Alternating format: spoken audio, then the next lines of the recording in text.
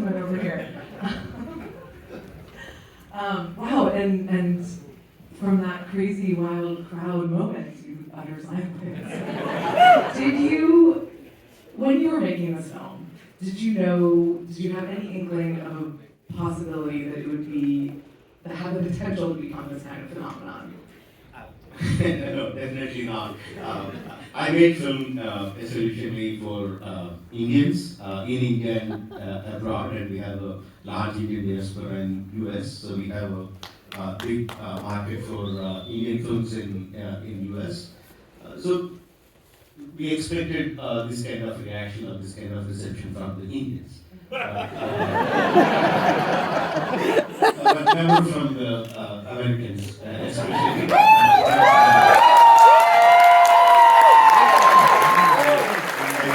I don't see this. It doesn't. I mean, this is my at least 15th or 16th screen that I'm coming and watching the film with in US, and it still feels me feel very great about it.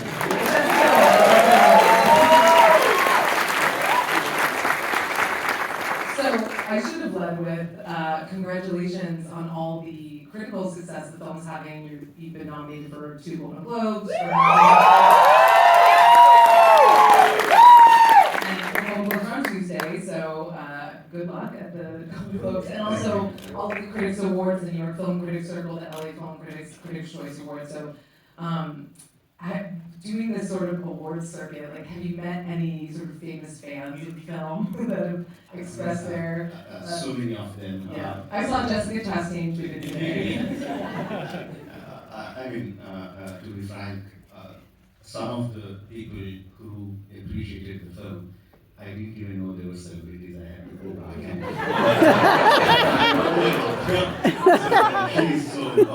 he's that they achieved so much and they like the film, and our whole unit felt very nice about it. But there were so many people who appreciated the film. When I saw the film for the first time in November when you were here and you gave a great Q&A, so I'm hoping not to ask all the same questions from that Q&A, but you said something really interesting, which was about a film that had inspired this. So can you talk a little bit about that specific film? There are 2 films which inspired me in 2 different ways. One is The Motorcycle Diaries, which is a very nice a travel kind of film where the film travels with a person who is touring different parts of the country. It feels like a nice film. At the end of the film, when the director reveals it is Che Guevara, it feels like, oh my God, this is it really hits you. So that's one thing I thought this can be adapted to like any language, any story. We have so many heroes in India, freedom fighters about whom we don't know much about. So we can take any freedom fighter and tell the story that we don't know about him. It can be a fictionalized one and reveal that it is such and such. It will be nice. So that I applied not directly, but in a way to taking a fictional story about Alusita Ramraj and Kumram team. That worked out nicely. And second thing is the Inglourious Bastards. These little Django Unchained in moments. Of course. But the thing that really inspired me was in the scene where Hitler was shot in the theater. We know that was not what happened in the history, but that didn't bring down the film a bit. It actually enhanced the experience of watching that film. So I thought, we know we are telling the audience it's a fictional film. So as long as we maintain the spirit of our freedom fighters, we don't need to stick with the historical facts. It's a fictional film. So these 2 films really inspired me to make that. That really sort of unlocked the film for me when you mentioned that it was inspired by Inglourious Basterds. I just think that's such an interesting starting point. And honestly, more filmmakers should sort of play around with history, I think, but in a fun way. I have to ask, obviously, about the action sequences. Do they come out of the writing process, the character in the story, or are you just like, I want to see FTR throw a motorcycle at someone? I feel like I've had this in the back of my head. No, actually, not the particular shot, but in general, I have those kind of ideas constantly running in my mind.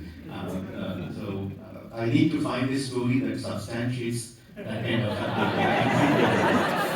and believe me, when I imagine those sequences, I just don't imagine the scene itself. I imagine the scene on a screen in a cinema.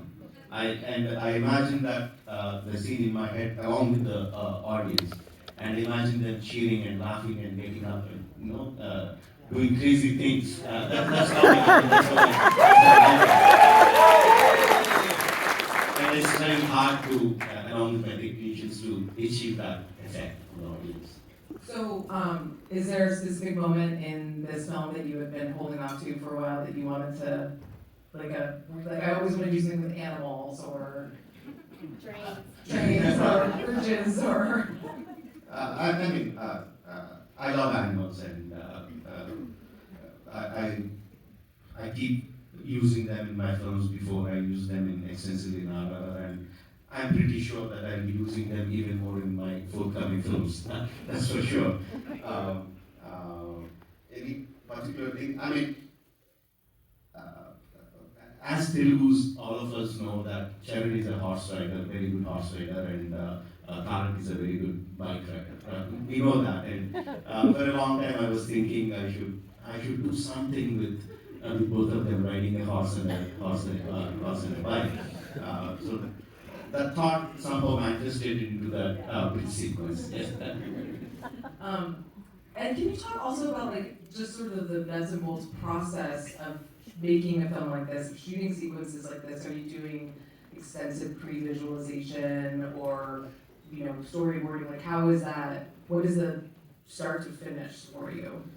We do lots and lots of pre-visualization, which includes concept art, storyboards, animated sequences, pre-visuals, stunt visuals, and sometimes I just put my assistant directors and shoot the scene with them, asking them to, and edit and put it in the timeline and see how it is working out. I do a lot of that, but it all starts with the concept art, taking one frame from the film and getting my concept artist to do it exactly like how it is going to be in the film later, including the attire, lighting, props, location, atmospheric conditions, lighting, everything. So it should be like as we plugged out a frame from the final film. So in the process of doing that, all the HODs will understand, okay, this is what is needed and this is how we need to work to get it done. So yeah, that's how we do. I think that's so interesting because I think there's so many iconic images from this film that are sort of burned in your brain. Like the image of Ram in the orange robes when he's, coming out of the flames, and the tiger and the NTR, like it's just sort of tattooed on your frontal lobe once you see it. So it's clear that you're starting from a very specific image and then implementing everything around that. And I know you write with your father. He's your co-writer. So what's your son is your line producer? Yes. He's here. Yes.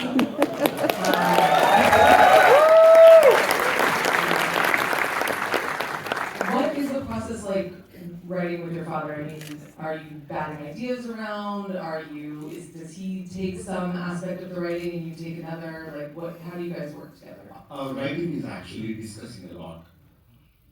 So he knows the kind of action sequences that I like, and basically he tries to write a story which can incorporate and substantiate that action sequences.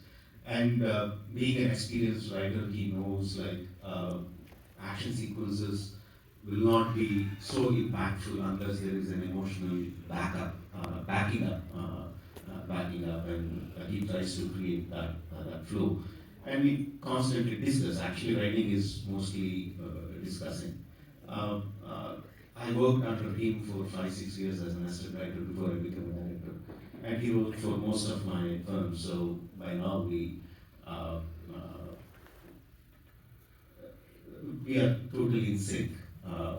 The only time that we are not in sync is that we are not working. I came here to campaign for the awards and all the stuff.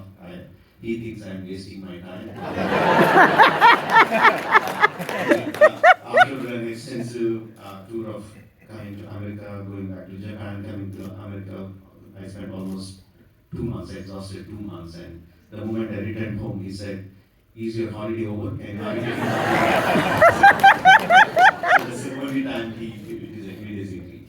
Parents are all the same, right? It's a real job, Mom. I don't know what my son is going to say about me. I think I'm a very good father, but I don't know what he's going to say. Well, I also want to talk about Natu Natu. And I know it was shot in a very unique location, so can you talk a little bit about shooting that amazing sequence? How long did it take? The backstory of Natu Natu itself is a huge story. We shot it towards the end of the film. We were entering the monsoon season, and the COVID restrictions were still happening in many countries. So it didn't make sense for us to put a set in India during monsoon season and get so many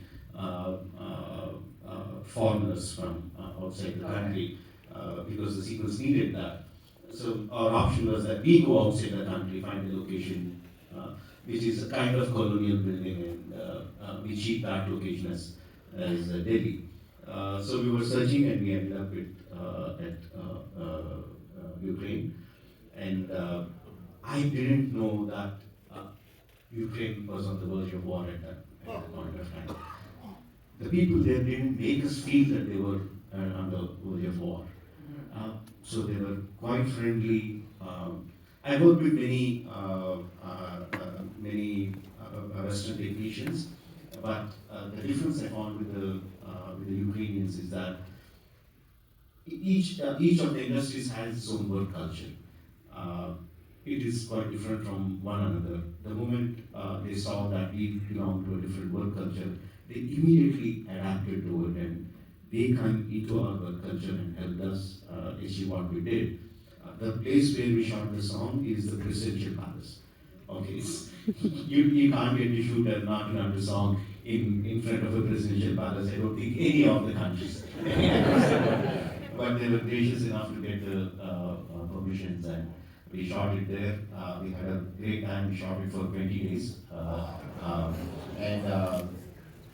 Tarak and Sharon, I mean, when you see the song, you know they're great dancers, and we know that they are great dancers. But I was taking a lot number of takes to okay that. And Tarak is a very outspoken guy. He's a very active guy. Sharon is a silent guy. So they know they did the step right, and I would say one more, and they wouldn't understand why I'm asking for one more. So that goes for 3 or 4 times, and Sharon will ask Tarak, "Coach, what is the answer?" Tarak would come in and he says, we play back on the monitor, and says, "Everything is perfect, right? Why do you want one more?" Then I played at 1/10 speed and showed him, like, see, at this point your hands are not going exactly aligned. And over the look on his face, he was looking at me with a 10-second silence. We worked before, so I think it is 15 years since we worked together. I thought you got better. You got worse. And we went back to do the set again.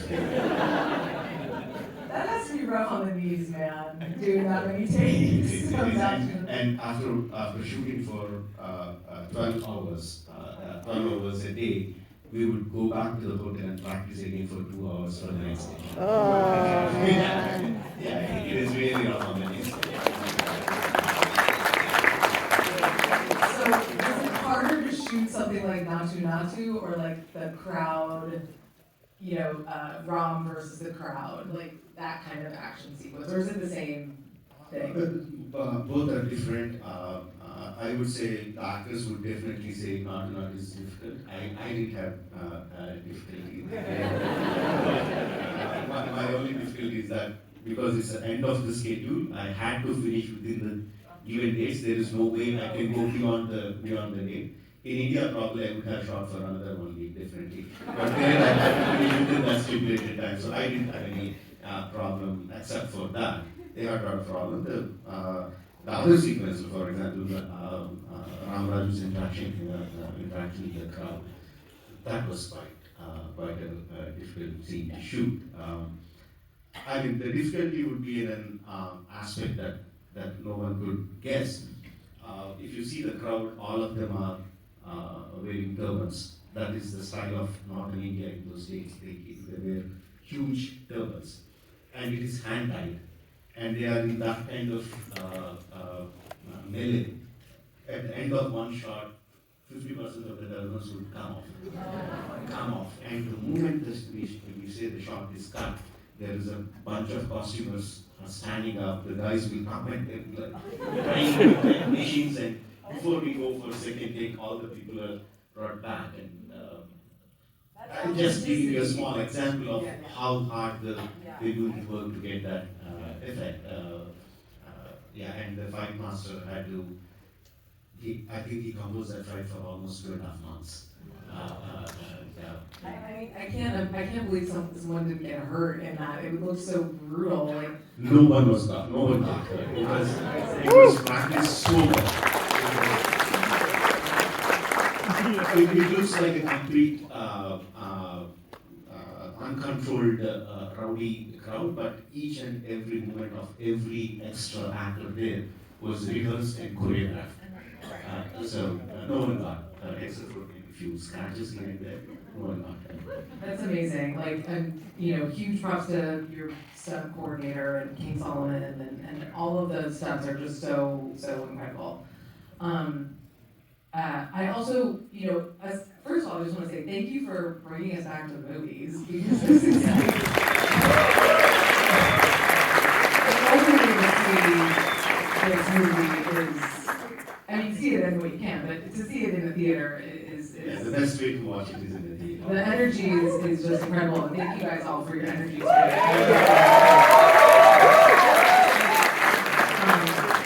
But aside from this, sort of cinematic sensation, this really joyful experience that we're all having in a movie theater, what are you hoping that non-Indian audiences or global audiences will take away from this film? I'm really trying to figure out what exactly the non-Indian audience are liking about my film. But for one thing, what gives me pleasure is that the kind of reception or the amount of reception I'm getting from the non-Indian audience is the same as the reaction that I got from the Indian audience back in India. There is no difference. So I'm assuming I'm not writing it on a paper, giving it in writing on paper, but I'm assuming it is the same thing. That they get connected with the emotions, and it gives them joy. They feel for the characters, they travel with the characters, and the success of the characters gives them joy. That's what I'm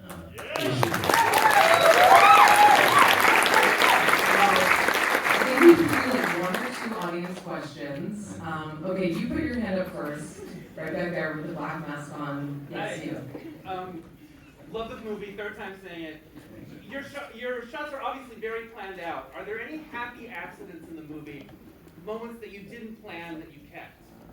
I mean, the shot, one thing that comes to mind is the shot where you see Ram through the fire.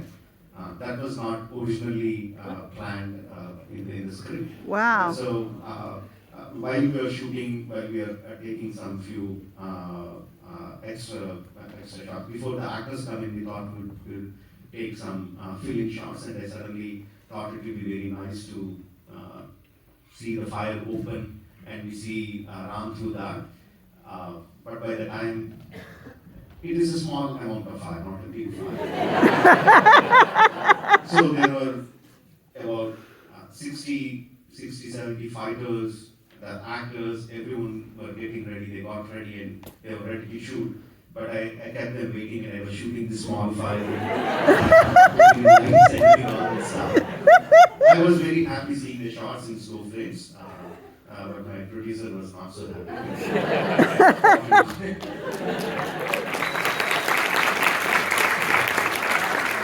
Okay, this person put their hand up. Congrats for your best director at NYPC. Thank you. One question. What would Rajamouli as a director of TV series Shantini Vasan would advise Rajamouli as a triple director? And likewise. I don't know, Rajamouli as a TV series director, I don't think he will be in a position to advise Rajamouli as a director for RRR. If I have to advise my older self, I would say, I don't know, but even more harder. He's simpler then and even more simpler now. All right, we'll do a question right here. Sir, first of all, congratulations. My name is Ram. I'm a cinematographer here too. So I have to talk about Mr. Senthil Kumar, your cinematographer, and you have worked with him a lot. Yeah. And I want to ask you, like, take us to talk us about how your journey with him has been, and also talk us about how you take a scene and how you guys work together and how you guys make it dazzling like this. I think I work most of my films with Senthil, and the relationship that I have with him is more of trust. I'm not too well versed with the lighting or framing, all that stuff. So I just tell him, when I tell him the story, I tell him the story like how I tell anyone. I just tell him, I won't tell the film visually. I tell him the story emotionally. So I tell him this is the kind of emotion that I want to bring out in the audience. And he figures out how to do it. He does the R&D, he does the Storyboarding? no, storyboarding is a completely different department, but references, he brings out the references. He does some test shots to show me, like, this is the pattern or palette that I'm going to follow. He doesn't give me too many options to, he just shows me and I just select one and we go ahead. That happens once in the beginning of the film, and after all the film is done, probably he will show me, just before he's doing his color grading, he will show me one or two important sequences. That's it. Rest everything is taken care of by him. I trust him. And so that's how it works for us. I don't think it works for everyone else, but for us it works. Okay, one more question. This guy was dancing a lot. You were really doing the Natu Natu.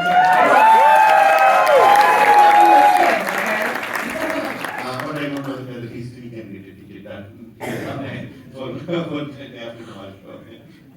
Yeah, so I flew all the way from St. Louis just to watch RRR for 20th time on 30 years old. I have a question for you. So while developing the story, so have you ever thought of killing one character like Ram or main character? Because I see a lot of times I see the chance of Rama being dying, in the movie, like they almost. No, definitely not. I don't like sad endings. That doesn't necessarily mean people dying is a sad ending. Most of the time it is. But if in case a hero has to die, or the principal character, or someone has to die, I still feel that it should give a sense of upliftment rather than going down.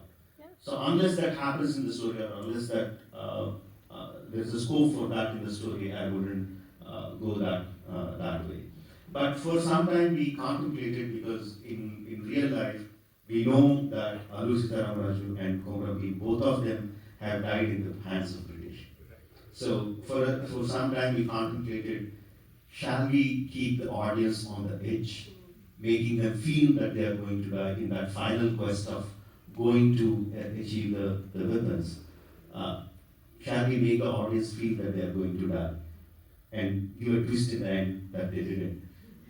We contemplated that for a time, but we thought most of the second half has so much of, in a very, what do you say, not depressing, but not an upliftment way. Let them just enjoy the climax, whatever the climax is, let them enjoy it, and so we got it from it.